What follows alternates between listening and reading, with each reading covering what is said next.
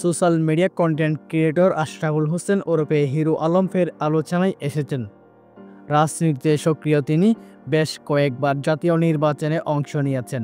তবে আলোচনা সমালোচনা তোয়াক্কা না করে আপন মনে কাজ করে যাচ্ছেন এই কন্টেন্ট ক্রিয়েটর। এবার মেয়র পদে নির্বাচনের কথা ভাবছেন হিরো আলম। ঢাকা দক্ষিণ সিটির হয়ে মেয়র পদে নির্বাচনে দাঁড়ানোর ঘোষণা দিয়েছেন তিনি। সম্প্রতি একটি গণমাধ্যমের এক সাক্ষাৎকারে এমনটি জানিয়েছে হিরো আলম। ঢাকা দক্ষিণ সিটি কর্পোরেশনের মেয়র হিসেবে আলোচনায় রয়েছেন বিএনপির প্রার্থী ইশরাক হোসেন।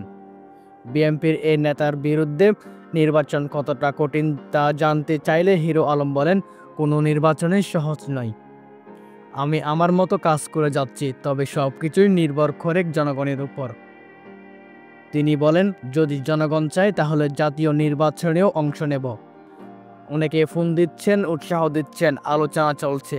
আমি মানুষের জন্য কাজ করার সুযোগ চাই বলে জানান হিরো আলম। এর আগে 2023 সালে 1 ফেব্রুয়ারি বগুড়া 4 ও বগুড়া 6 আসনের উপনির্বাচনে প্রতিদ্বন্দ্বী করেন হিরো আলম।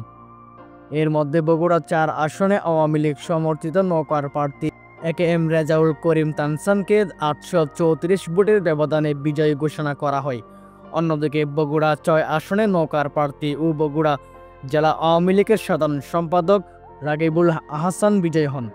এছাড়া 2023 সালে 23 জুলাই অনুষ্ঠিত ঢাকা 17 আসনের উপনির্বাচনে স্বতন্ত্র প্রার্থী হিসেবে একতারা প্রতীক নিয়ে প্রতিদ্বন্দ্বিতা করেছিলেন। ভোট গ্রহণের দিন তার উপর হামলা হয়। পরে তিনি ভোট বাতিল চেয়ে নির্বাচন কমিশনের লিখিত অভিযোগ দেন।